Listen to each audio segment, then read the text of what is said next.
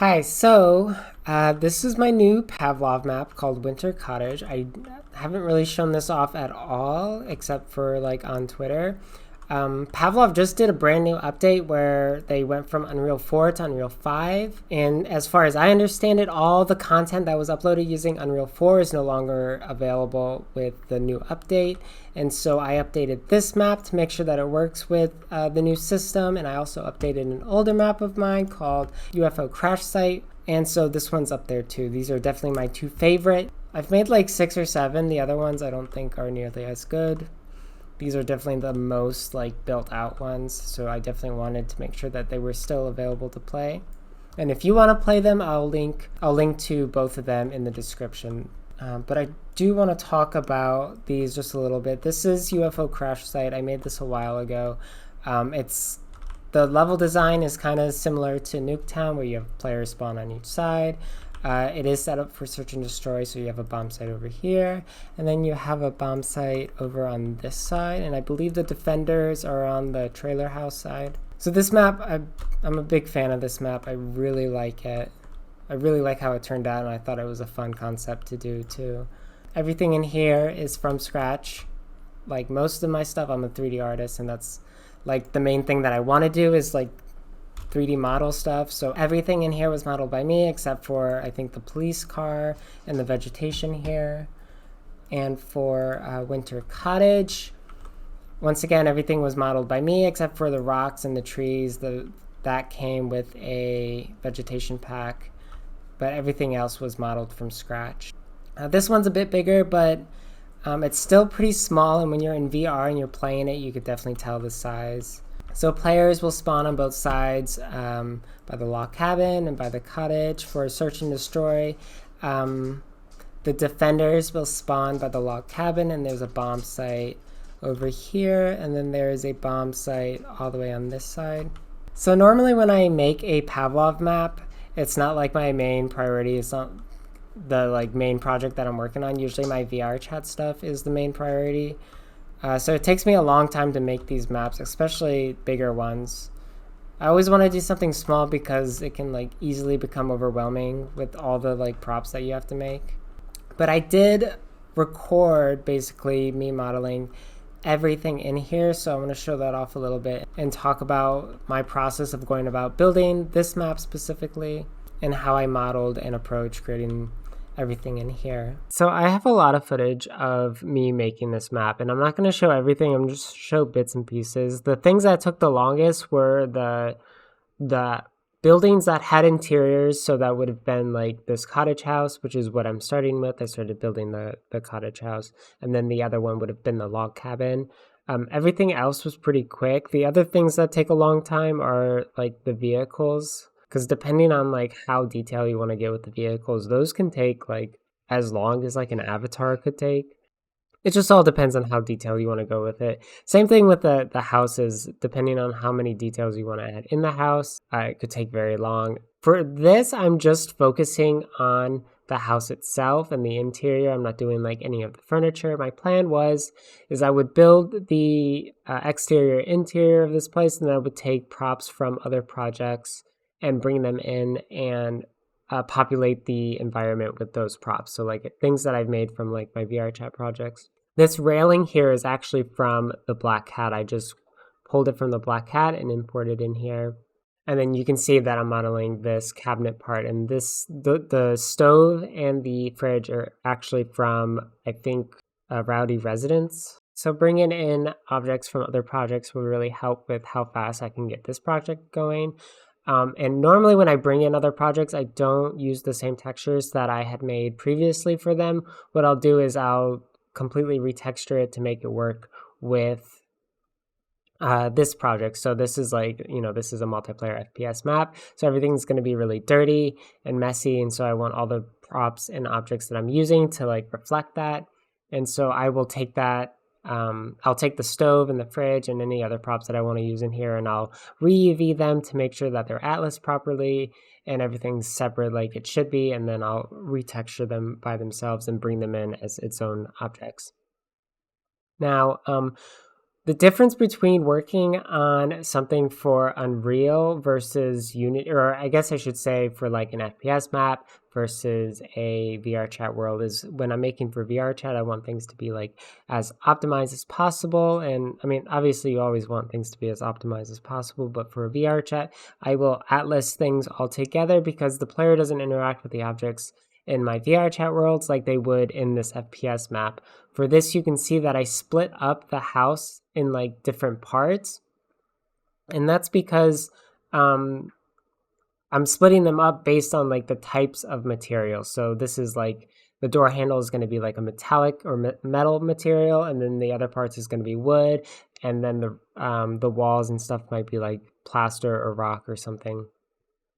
So I want to keep everything separate so that when the player interacts with those objects, it reacts properly. So like if you shoot a wood object, you want wood particles to come off of it. You want it to sound like wood, and when players walk on wood or dirt or something like that, you want the material to act properly. And so when I'm making something for Unreal, I will separate everything so that it will have separate materials, and then I'll bring it into Substance like this, and I'll texture out only that type of material. And one thing that I'll also do is when I UV certain things is if you look at the top of my UV map there, I'll create like trim sheets for certain objects. So I'll do it for the like wall trim, I'll do it for wood. And then after I texture this out and export the textures in Blender, I will take the like extra wood parts or the trim parts that I didn't export for Substance Painter, and I'll UV them out onto like that trim sheet part of the texture that I created. So that way I don't need to literally fit every piece of wood or every trim onto the UV. I can just put in just one of them, have it as big as possible, and then put the UV parts on top of it. And you can see that I'm doing that here in this clip. I'm just taking all these pieces of wood and stacking them at the top of this texture. And then this is for the trim, where I have to be a bit more accurate with this because the trim's got like some details at the top of it. So I need to make sure everything is rotated properly and put in the proper place. But that's basically how I handle textures for projects like this. Right here, I'm actually making the dirt and I'm painting on. This was like the last thing that I did where I realized I didn't add any dirt, so I brought it back into Substance, added a bunch of dirt so that it was very dirty, and I kind of like made paths for where the player would run around inside that building. But once I had finished the cottage, it was like the cottage. I actually built the bridge first, but I built the bridge and I built the cottage and I brought it into Unreal because my complete motivation for this map was like the cottage part, and I wanted this like wintry cottage looking place, and that was kind of the whole motivation for making this map. So I brought it into Unreal almost immediately so I can try that out. I had also, which I didn't record, but I also created the log cabin, so that's in there as well on the other side. And I started building out this map, just sculpting in Unreal and trying to get this terrain down. And what I'll do is, so I bought the tree pack and I brought in the trees to build it out. But because I don't have a lot of the props and I still don't really exactly know what I want to make and what I want to add in here, what I began to do is take these blocks and just like block it out and actually begin to like fill up the space on where I thought I was going to be adding objects. I had like a really crude drawing of what I eventually wanted this map to look like. And so I'm really just basing it off of that drawing and trying to like sculpt out, bring in these cubes to where I thought I would have objects or buildings at, and get this map to a place where I can begin to actually like load it up in Pavlov and play it and see if it works. Because the only way you can really know if your FPS map is going to be good at all is to like load it up and play it. So like almost immediately my plan was to like try to get this to a point where I could actually play it and test it out. Sculpting landscapes in either like Unreal or even Unity, it can be like really finicky and the tools can feel like super sensitive.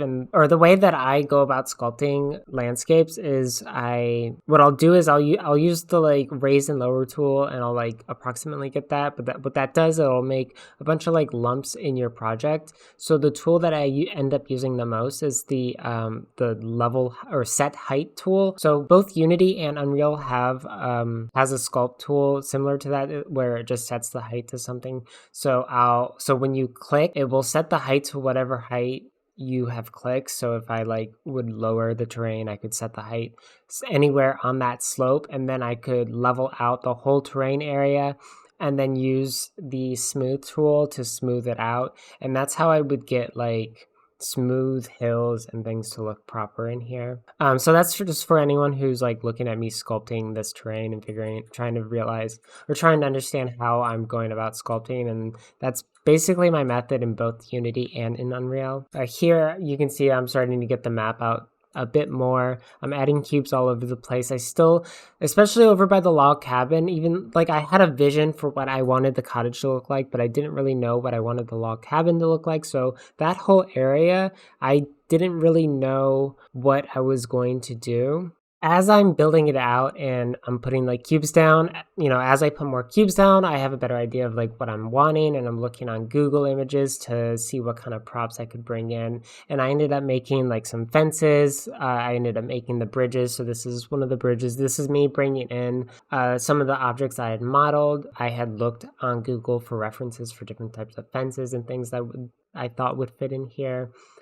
So I modeled some like wooden fences. I modeled this log fence that I thought looked cool and would look nice. And I'm bringing everything in separate pieces so I can drag them into the scene, place them where I want. And it's to my understanding in Unity, you have to like bake occlusion, but it's to my understanding in Unreal, when you build the scene, it will actually do occlusion and stuff for you. I don't completely understand how that works in Unreal, but I have a better understanding of that in Unity. I just hope it does do that. I did have an issue with this project that the trees were a bit heavy. So one thing I noticed in my tests is that the trees were causing some lag when you like looked in that direction. So I had to actually get rid of that. I was kind of hoping the occlusion cooling would you can see here, like I was saying, as I build out and bring in more cubes, I start to have a better idea of what I want.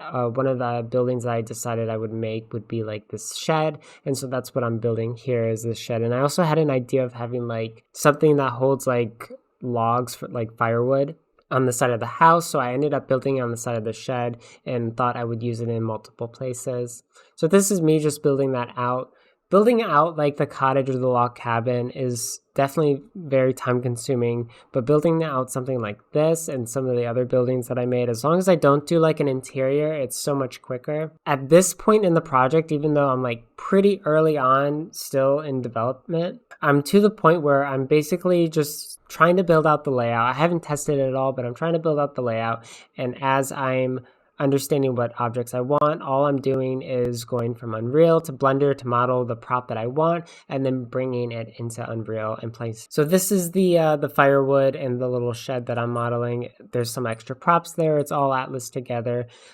It's all going to be like wood texture, so when the player interacts with every part of this, it's going to act as wood. So I didn't need to worry about like separating anything out. It could, even though there's like metal parts to like the door or on the axe, it's all like small enough where I can just keep it on one Atlas and nobody will notice. If you hit the edge of the axe and a wood particle falls off of it, that's just because it's on the same material that the whole shed is using. So yeah, since this is a snowy map, I would the last thing I would do after I would texture is put the snow material that I have, and I'm using the same snow material that I'm using for the landscape in the in Unreal. And I believe that snow texture actually it might have came with the vegetation pack that I bought, either there or I downloaded it from like CC0 or textures.com. But it's the same snow texture, and I put snow on the object, and then for the buildings like the shed and the cottage, I am creating a different mesh for the snow that's on top, because of the snow, you can like see that the snow is built up. This is me taking the firewood section and bringing it over to the cottage and then placing it in. I'm just trying to make it look nice, so I'm bringing in more vegetation, putting more trees around there, trying to make it look good. So I had mentioned when working on the cottage, I separated the different parts of the cottage and the different materials that I would make for it out. So that way when the players interact with certain parts of it, it would react properly. And I did the same thing for the vehicles. I had planned to make several vehicles, and what I decided to do is to do all the tires first. So that way that I could atlas all the rubber pieces together and then texture that separately, and then I would go on model all the rest of the vehicles. The vehicles are usually all in three parts. It's like the rubber for the wheels, which I wanted all atlas together. Then it was the metal parts, which I would keep separately for each vehicle. So that's basically almost all the rest of the vehicle was going to be the parts that were going to act as metal when the player interacts with it. And then the third part for most of them, not for the tractor, but for the other, would be the glass. And the glass, I also just, I don't know if I have footage of this, but I had atlased one of the vehicles properly with glass.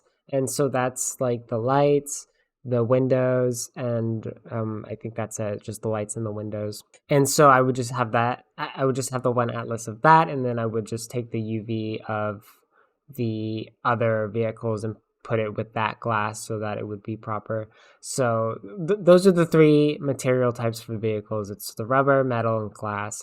I actually don't have a lot of the footage for most of the vehicles, which is a shame because I think the vehicles are probably like the most interesting because they're very complex. Like depending on how detailed you want to get with them, it really can become like as intensive as like modeling an avatar or something like that because there's a lot going on. And even like for the underside part of this tractor, I didn't really know how to like go about doing all the detail that's down there, so I wanted to keep things like, I wanted it to be realistic, but I also wanted to keep it as like simple as I possibly could. So the way I like go about it is I look at the reference image and I'm just like trying to pull simple different shapes from it and trying to like put it all together in a way that like looks like it's complex but also is just a bunch of different cubes and cylinders basically. And I'm trying to just like really pick out the simple objects. And I think that was like all the footage that I had recorded for the tractor because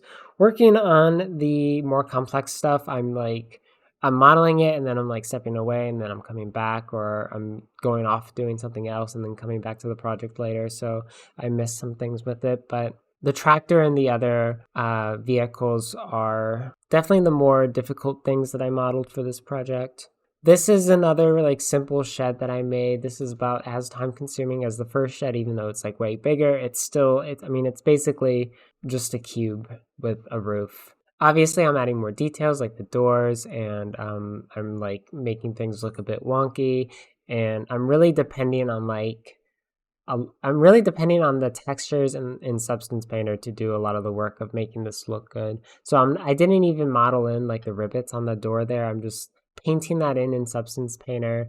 All the wood detail and all the grunge detail is all going to be painted in and on the texture. And usually when I'm working on stuff to get something to look really good on the texture is I will model it out because I'm better at like modeling than I am at drawing things out in Substance Painter. So if I can get the detail in the model, I will model it and then I'll bake that information into the normals using Substance Painter. It's a really simple process to do that. And so normally, especially for VR chat, all the props and things that I'm making a high poly version of it and then a low poly version. But for something like this, like the shed, there's nothing too difficult in like painting in the rivets on the metal or something like that. So all that stuff I just did in Substance. That really helps with the time consuming part of it. I don't really have to worry about modeling all those extra details. If it's so simple that I can just draw it on the texture in Substance, I can usually do it pretty quick. So I have the mesh,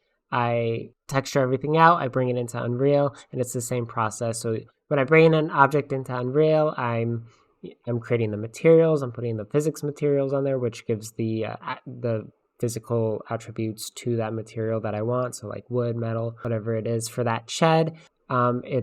It's wood. Obviously, the vast majority of it is wood, except for like little metal parts of it. After I had built that prop, I was basically ready to do my first test. Like I felt like the map was built out enough, so I'm doing like the nav mesh stuff, setting it up for Pavlov, bringing in the spawns, and then eventually I jumped into Pavlov and I just walked around it. While I do have a lot of blocks and things set up around the map, I could actually play it, which I think I do. But the main thing going into Pavlov and looking at the map in VR for the first time, what I'm really looking at is like the scale of the objects. How do things look? How far do things feel apart from each other? Looking in Unreal, I don't really get a good idea on exactly how everything's going to feel in VR, and I don't really know that until I actually do that. And you'll see, I'll walk around here and I'll like shoot random things. I'm like checking the collision on stuff. I'm checking the physics on things. But the biggest thing is scale. Is I'm really just looking at the scale of all the objects.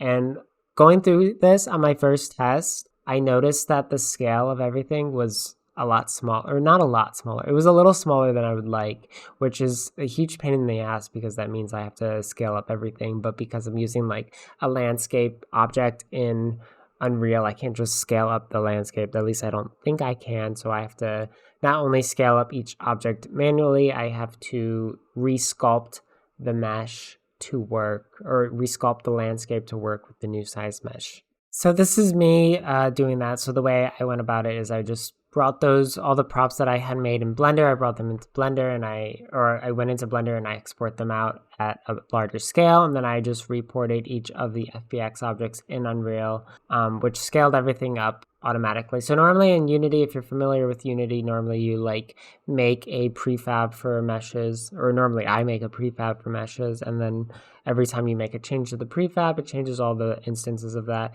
I learned like the actual import of the FBX object kind of acts like that in Unreal. So if I double click the FBX object and bring it up and make any changes to collision or the material that's on it, it'll affect all the instances of that FBX object in the world or in the level.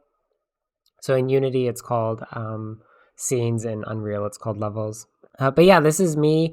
I imported all the objects. Now I just need to like replace them all because now they're just a little bit bigger, which kind of moved them all out of place. So I'm just going in here, replacing all the objects. I deleted a whole bunch of stuff. I sculpted everything down and deleted a bunch of trees and things. And now I have to go in here, bring in all the objects again, put them in the right spot, resculpt the text or resculpt the landscape to match the new scale of the objects, and make sure everything looks good.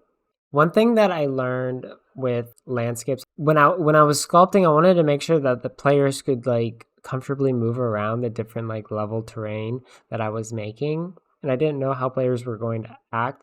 And one thing that I found out is that players, I don't know if this is like a Pavlov thing, but players are like locked to the landscape. So no matter what the slope of the landscape is, the player will be able to move up it. So you don't really have to worry about how players are going to maneuver around landscape. If it's landscape and there's no colliders blocking their way, they'll be able to walk on it no matter how steep it is. I'm pretty sure that's a Pavlov thing, and just however that they have the player's movement set up. But yeah, once I had the new landscape sculpted, I repainted a whole bunch. I repainted the area to make sure that it would look good. Put the trees back, put the bushes back, and I was trying to be really conservative with the trees because I did notice in that first test that the trees were a bit heavy on performance. Every time I was like looking at the whole cluster of trees that was behind the cottage, I would end up feeling a lag. I don't really know how in Pavlov you can see what your FPS is, but it was pretty noticeable that when I was looking in the direction of the cottage, I was getting my frames dropped. And at this point, I had figured out some other props that I wanted to add. And I took some props. I had built a construction map a while ago for Pavlov that I never actually completed. And I brought them in here. And I thought I would bring in the like concrete thing that I had modeled for that. And then I made the stone wall. And the way I'm painting the stone wall is the same way I did the firewood, where I like painted snow in between all the crevices on the texture so that it would look like the snow was like getting in between there, which really makes the texture look good. This texture for the stone actually came from textures.com. Normally when I use textures from other places, I'm trying to use like CC0 textures, especially like with most of my stuff, I try to share it. So I need to make sure that I'm using textures that are that I'm able to distribute. So CC0 textures does that. Textures.com you can't, or at least most of it you can, as far as I understand it. But just like with the other fences that I made the stone walls into separate pieces so that I can like curve it and place it how I want to in there. And then I made this like this metal sheet as cover too that I thought would be good to place in a whole bunch of different spots.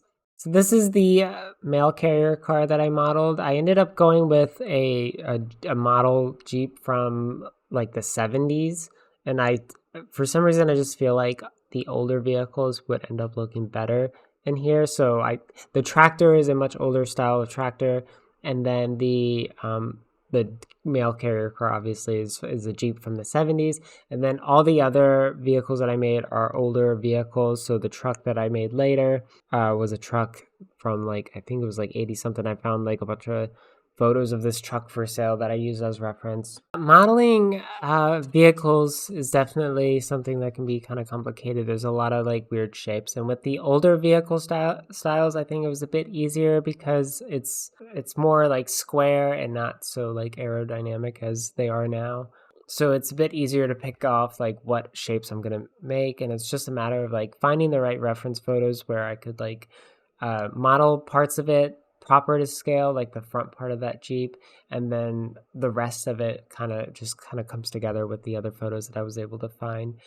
So just like the tractor, I kept things separate for the mail carrier car. So the wheels, I believe the wheels were already textured in Atlas together when I did the tractor wheels. So that should already be done. And so I'm really just trying to get the rest of this modeled out. I believe it was the mail carrier car where I atlased and UV'd the glass parts. So the glass parts, I think the mail carrier car had the most glass. So it was like the front lights, the back lights, the mirror, the windows, obviously. And then there was a light on the top of it, I believe. And then there was like that little light on the side there. So since it had the most parts, it kind of made sense to use that as the texture. So all the other vehicles are using the glass texture that I originally made for this mail carrier car, but everything else used all their own atlas for the metallic and stuff. So after I modeled everything out, I joined everything together, and then I separated it out into parts, and then I exported that into each part and brought them into Substance and textured each part of them. So this is me texturing basically the metal parts of this vehicle, and this vehicle is going to be white. I was using the reference that was behind the object in Blender as the reference for coloring and texturing this. So I was putting the red and blue stripes, putting like mail carrier on the side, and just like all the other objects, I brought in that same snow material, and then I covered the whole thing to look like it was kind of icy and left out in the cold or something. Yeah, once I had that, I put it all together, or I exported out the textures. I put it all together in Blender, exported that out as its own game object, brought it into Unreal, and set it up in the level. Add collision, set it up in the level, scale it, put some other props around it, make it look kind of nice. And then I think with that, I was ready to do my next test. So this test was very similar to the first, where I'm just kind of walking around, shooting things, kind of seeing how things interact, looking at the scale, and make sure that the changes that I had made originally worked and that the scale was actually feeling right. One thing that I took away from a tutorial about creating FPS maps a while ago is that you want to make sure that all the cover is kind of at the same height. So normally in an FPS game where you kneel down, you want to make sure that like just the head and the gun is above the props. But for this, I usually like the props to be a bit higher. Now, I'm 5'4", so I'm trying to make sure that the props kind of go all the way up to where if I was standing behind them, they would cover most of my body, and I would feel like I'm covered, almost like as if I was kneeling in a normal FPS game. So that's kind of like where I'm aiming to go with the props. And I also like in VR things can look kind of small, so I scale things up just a little bit so that everything kind of feels as substantial as I feel like things feel, at least to me, in real life. So I'm trying to kind of emulate that, trying to scale things up to where it's comfortable to move around and to get behind cover in the VR version of this game. So The test is really me walking around, pointing my gun at things, shooting, looking at scale, playing against bots, seeing how everything acts, and making adjustments based off of that. From what I remember from that last test, everything from what I remember, everything seemed to feel really good. I liked the scale. I liked how big I made everything, and I thought everything was working. So what I really just needed was more props and to fill up everything. Obviously, there was still issues with spawning, and I didn't really like how the characters were playing. I went ahead and the next thing that I was doing was building out some more of those props. So this shed with the hay bales were another thing that I had made after I had modeled this truck here based off a reference that I found online. So I had actually turned this model into several different props. So I had this like blue truck that I had made, and then I had took like just the frame of this vehicle and I added a solidify modifier for it, made it it's like I added that so that it would have like an interior to it as well, and then I textured that version to be like super rusty, and I used that as like its separate prop. This was the last vehicle that I modeled, which was this like big truck, and I really liked how that turned out. I kind of wish I did record that one because I thought it was a cool build, and it was one of those like it has a lot of complicated shapes. So like actually like when I started modeling it, I didn't really know what I was doing with it until I had like started building out some of the shapes. So it was kind of one of those satisfying builds. But yeah, I modeled it, I brought it in. It was like one of the last things that I brought into Unreal. After I brought in that truck, the thing that I started doing was trying to figure out how I can fill up some of the space and add more cover, because that was something from the test that I thought I needed more of, was just more cover, especially in that riverbank area where I'm kind of adding rocks and things at right now. On top of that, I needed to bring in some props that I had made from other projects to fill up the house because I hadn't done that. I added lighting to it, so that's what I'm doing right there. And then so after adding all the extra props and adding the lighting for the interior, and then there's some more props that I need to add outside. Like I think I added more in the riverbank and I added more hay bales around. But that was basically it. Like this is basically the project done. I really just need to build the scene out, which would bake the lights to make sure that everything looks good, make sure everything's optimized, make sure the spawns are in the right spots. And there were some things that I noticed in the last couple tests that players could get into, and I did some more tests that I'm not showing here because I don't need to show like every test that I did, but there was some areas I found that like you could like players could get into, and bots are really good for showing where they can go, where if like in places you don't want them to go, but so I'm adding like little colliders here and there to try to like stop players from getting in those areas. But with that, that was basically it. This project is for the most part done, and I'm like ready to actually play with real people and not just bots to test it out to see how it actually plays, because the only way you're going to really know how your FPS map plays is to actually play it and see what happens. And so this is that test, this is the final test. And so I'm going to just let this play out and you can watch me run around and shoot a bunch of people. Okay, bye.